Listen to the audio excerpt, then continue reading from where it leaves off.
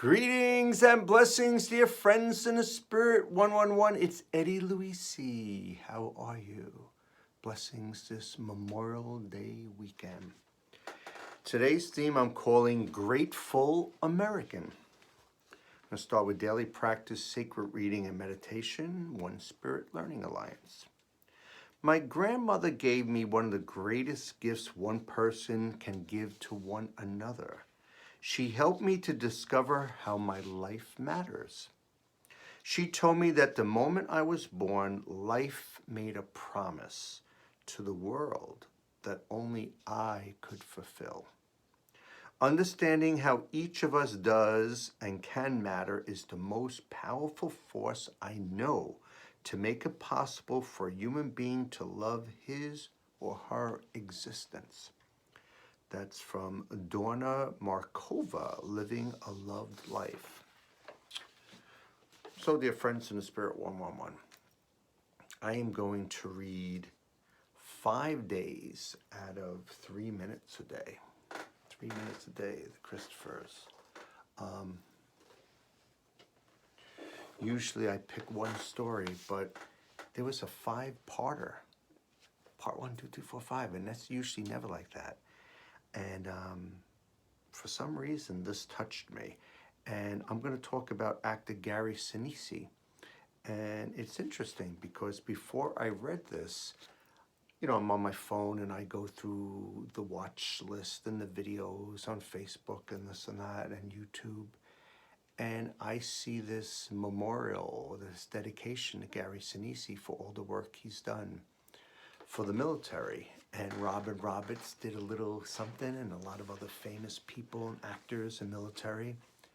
And I said, wow, that was interesting. I saw that. And then the next day I got this reading. So I said, okay, it's Memorial Day weekend. This is what I'm going to talk about.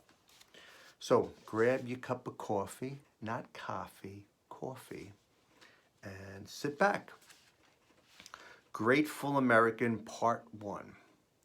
Actor Gary Sinise, I don't know if it's Sinise or Sinise. I might say it different ways each time. Grew up in Chicago, and during his teenage years made some bad choices, having to do with getting high, partying, and even stealing cars. He credits his high school theater program with pointing him toward redemption. In 1994, Sinise's life changed when he portrayed Lieutenant Dan Taylor in the Tom Hanks hit Forrest Gump. In the movie, Lieutenant Dan inadvertently leads his platoon in Vietnam into an ambush in which some of them are killed, and Lieutenant Dan loses his legs in the battle. After the war, observed Sinise on Christopher Close-Up, Lieutenant Dan tries to drown himself in alcohol because he's dealing with terrible guilt and post-traumatic stress. But at the end of the story, he's standing up again on prosthetic legs. He's successful in business and moving on with his life. He's able to make peace. For so many troubled, injured, or wounded veterans that I met in hospitals, that's the story they want. They want their story of being able to move forward, put their war experiences behind them, and be successful. It was a hopeful story, and I found that our veterans related to it, and I wanted to talk about it. And from Judith 9:11, you are the God of the lowly, Savior of those without hope. Part 2. The role of Lieutenant Dan in Forrest Gump led Gary Sinise to get more involved in veterans' causes. At the same time, he was facing his own battles on the home front. His wife, Moira, was struggling with alcoholism and was unwilling to admit her problem. Faced with the loss of her family, she finally pursued the help she needed and moved toward recovery. While attending an AA meeting at St. Michael's Church on the north side of Chicago, a woman walked up to Moira one day and told her, "My dear, you need to become a Catholic." Moira's mother had been Catholic, but they didn't practice the religion when she was growing up. As Moyer explored the Catholic faith, she decided this was a step she wanted to take. Moira converted, and she and Gary began sending their kids to Catholic school and attending Mass together as a family. Gary himself had not joined the church, but he had become more open to God and the spiritual part of life due to various experiences in recent years. Then came 9/11. And Psalm 50:15, call on me in the day of trouble, I will deliver you. Grateful American Part 3. As involved as he was with veterans' causes, Gary Sinise felt devastated at the loss of life that occurred on 9/11. He and his family went to their local church in California for a memorial mass that Friday. During a Christopher Close-Up interview about his memoir, Grateful American, Sinise said, I remember crying through the Mass and feeling with my broken heart that service to others was a great healer. Sinise began using his spare time and musical talents to entertain members of the military being sent to Afghanistan and later Iraq. I started going to war zones, hospitals, entertaining on military bases across the country and around the world. I started raising money for multiple military charities, all as a volunteer. I found that the more I gave, the more relief I received, because I could see that I was doing some good. Was it God calling me to service? It very well could be. This is a life mission. And from Matthew 23:11, the greatest among you will be your servant. Part 4. During a 2003 flight to Iraq for the USO, Gary Sinise found himself seated next to a man he didn't recognize. The man didn't know who Gary was either, so the two started talking. The stranger introduced himself as retired fireman John Vigiano Sr. His two sons, Joe and John Jr., one with the NYP and one with the FDNY, were killed on 9/11 in the Twin Towers collapse. Vigiano Sr. went down to Ground Zero to dig through the rubble looking for his sons. On Christopher Close-Up, Gary recalled, John told me that he looked around and saw people from all over the world who came to Ground Zero to help pass out food and water and help in any way they can. He saw all these people lined up for days and the spirit of America coming together to help everybody at Ground Zero. He said to me, you know, I think more good came out of that terrible day than evil. Gary credits his friendship with Vigiano, who passed away in 2018 at age 79, along with many of the firefighters he met, with helping him to decide to become Catholic himself in 2010. And in Romans 12:21, do not be overcome by evil, but overcome evil with good. And part 5, this is the end. After attending Mass with his wife and children for many years, Gary Sinise finally took the next step and converted to the Catholic faith himself. During a Christopher Close-Up interview, he said, our little church became such a positive force in our lives. I secretly went through a confirmation process and surprised my family by taking them to church on Christmas Eve. Our priest brought me into the church, confirmed me into the church, and that was a big surprise to my family.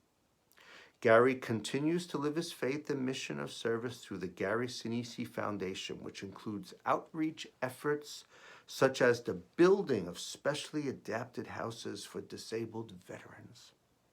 And his hope for people who read his memoir, Grateful American, in this. This is his quote. If the book can inspire others to look at what they're grateful for and to think about our country not as a place where people are divided all the time, But look at the blessings that we had because of the freedoms we have in this great country. If I can inspire people to go out there and serve others, the book is going to be worth the year it took to put it all down. And from Sirach 40:17, kindness is like a garden of blessings. That's a beautiful story, right? And this Memorial Day weekend, I just wanted to share that. What we're going through with the coronavirus and our divided nations and red and blue. And we don't know what to think, right? There's all these different stories all the time. So be kind to others, love others, be respectful. I don't have the answers. And I don't know if a lot of other people have the answers either. But we could be kind, we could be loving, we could be giving, we could be respectful, we could, right? Loving, I don't know if I said that. Let's continue, dear friends. This is from Neil Donald Walsh. On this day of your life, I believe God wants you to know that to find beauty in everyone, you must see beauty in everyone. Then announce that you see it, for in announcing it, you place it there in their reality. Do not miss a single chance, not one single opportunity to tell someone how wonderful they are, how special they are, how important to you they are, and how incredible as a person they are, how beautiful they are inside and out. Do not miss a single opening in which to insert such a comment, genuinely felt and genuinely meant. Make it your life's mission today to bring to the attention of another just how extraordinary they are. Say it, say it, say it.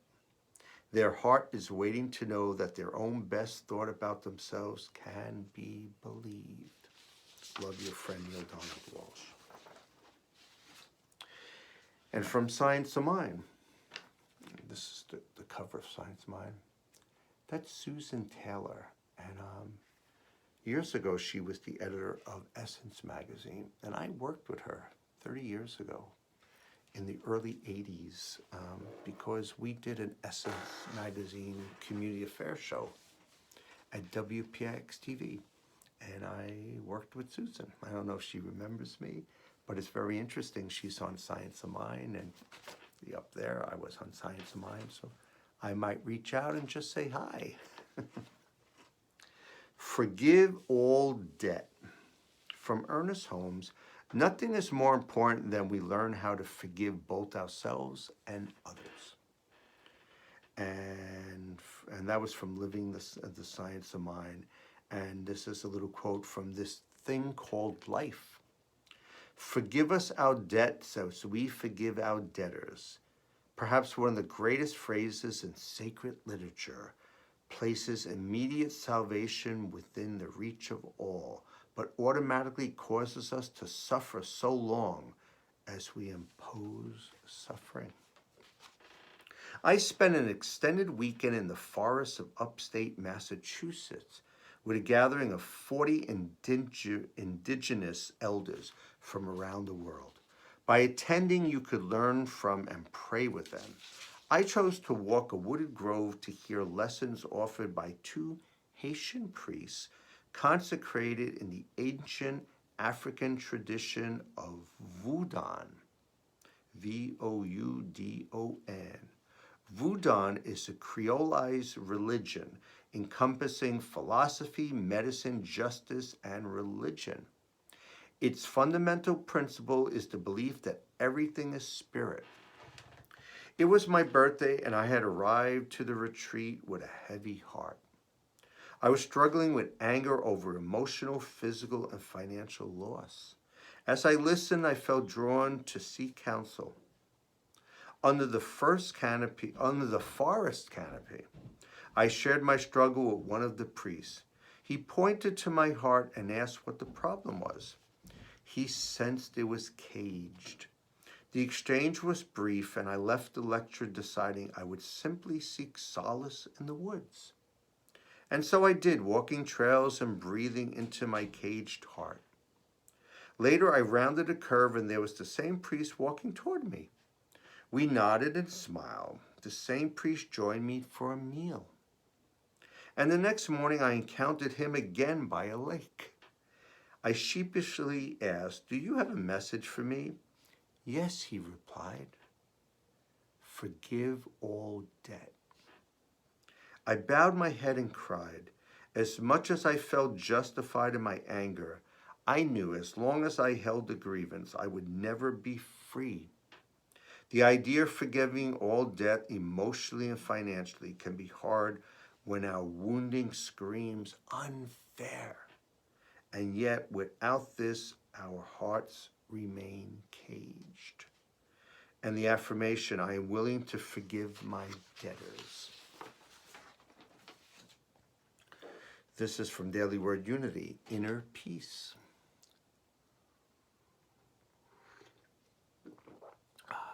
I'm drinking coffee again. My doctor said I can, so only 1 cup a day. I was drinking 2 or 3 cups, so that wasn't good for my acid reflux and my esophagus and all that. So 1 cup a day, early in the morning. God is good. Coffee is good.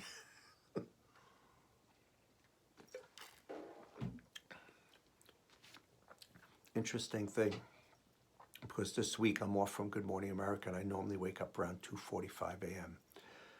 But I was having a rough week trying to get to bed. My mind was racing, and it was really rough. And the week before, so there's lots of things going on. So I told myself, for this weekend, the 5 days next week, and 9 days, I'm going to still wake up at 2:45 a.m. just see if I could keep my body stable. And so I got up real early, and I was on the computer and doing bills and emails and all that sort of stuff. So I'm doing this real early. It's only 5 o'clock in the morning. So normally on the weekends I wake up 5 or 6, but I got up at 2:45 a.m. And there's a famous actor, and I forget his name, one of those muscle guys, those young guys. But I read that he wakes up every day 2:30 in the morning, and he meditates for a half hour. He exercises, he does different things, and he has 5 hours to himself. And then at 7:30 when his family wakes up, he's a family man. So God bless him. Hopefully a little later on I'll be a family man, because my eyes look a little tired right now. Inner peace. I am one with the presence of God. Sometimes the simplest phrase can provide the most benefit, especially in moments when I feel tense or harried. For instance, affirming God and I are one can bring me back to my center, my place of inner peace. These words remind me that I am not alone, that whatever I am facing can be met, achieved, or overcome because I can draw from the wisdom and protection of God. As I repeat, God and I are one, and breathe deeply, I feel my heartbeat slowing and my body relaxing. I release all anxious thoughts. In this moment, there is only God and me. We are one. I repeat this until I feel a wave of calmness gently envelop me. Resting in the assurance that God and I are one gives me a warm feeling of lightness and peace. And from Isaiah 26:9, my soul yearns for you in the night. My spirit within me earnestly seeks you. And I'm going to end with Joel and Victoria Osteen, Wake Up to Hope Devotional. And this is how that looks. For some reason, I wanted to take out the books so you see how they all look. This is what I keep in my bathroom when I'm getting ready. I sit on a little stool and I just kind of read, and I don't really meditate, like quiet meditate, but it's like a reading meditation and stuff, and I just pause for a little bit. With your whole heart, whatever your hand finds to do, do it with all your might. Ecclesiastes, it's a big word, 9:10. When you do something to the best of your ability because you want to honor God, it opens the door to His blessing. That means it will be easier, it will go better, and you will accomplish more. That's why no matter what we do, we should give it our best. This is especially true even in the little things. For example, when you're doing the dishes or mowing the lawn, don't drag yourself sour and frustrated. Mow with enthusiasm. I did that this week before it rained. Mow like you're on a mission from God. With every step, thank God that your legs work. Thank Him that you're healthy and strong. At the office, don't just go do enough to get by. You're not working unto people, you're working unto God. Do it with your whole heart. When you volunteer at church, don't wake up on Sunday morning and think, oh man, why do I volunteer? I want to sleep in. No, serve Him with all your heart because that's what honors God. When you honor God, He will honor you. He will open a door to His blessing and you'll see increase in every area of your life.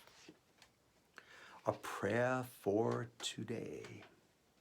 Father, thank you for your hand of blessing on my life. Thank you for your health and strength and life. I choose to serve you with my whole heart, with enthusiasm, and to do everything to the best of my ability. I declare doors of blessings are opening and increase is coming because I honor you.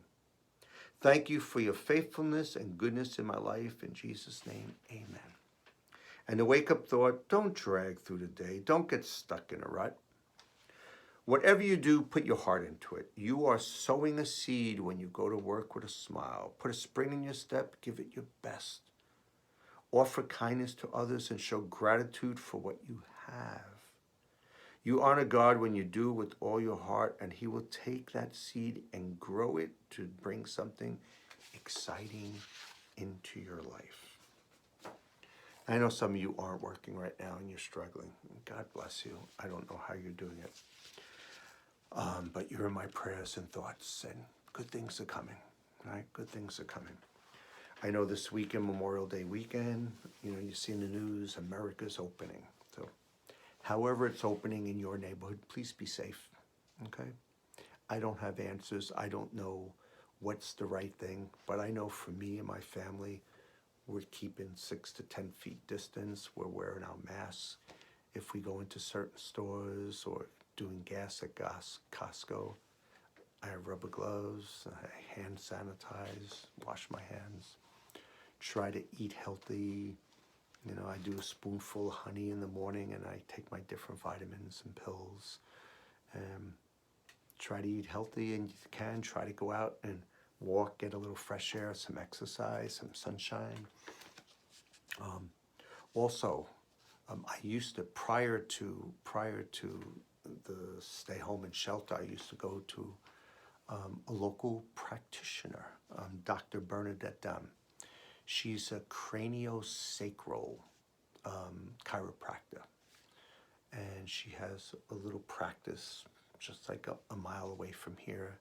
And you go in her office, and the lights are nice, and the music's nice, and there's different things on the walls that are spiritual and uplifting, and different books and readings and magazines. And craniosacral, you kind of lay down, and she does stuff with her hands, and it's not that manipulation and cracking the neck and doing that stuff. But it's wonderful. I've been going to her for years. My family has been going on and off when they have different difficulties. But she's opening up soon, and I said, I don't want to just go myself. I said, I want you to book my whole family, all 5 of us, and give us a whole slot, because we all have tension and we all have our own type of stress and pains in the neck and stuff like that. And it's interesting because the other day I was driving and there was a license plate, and the license plate was KDS 5111.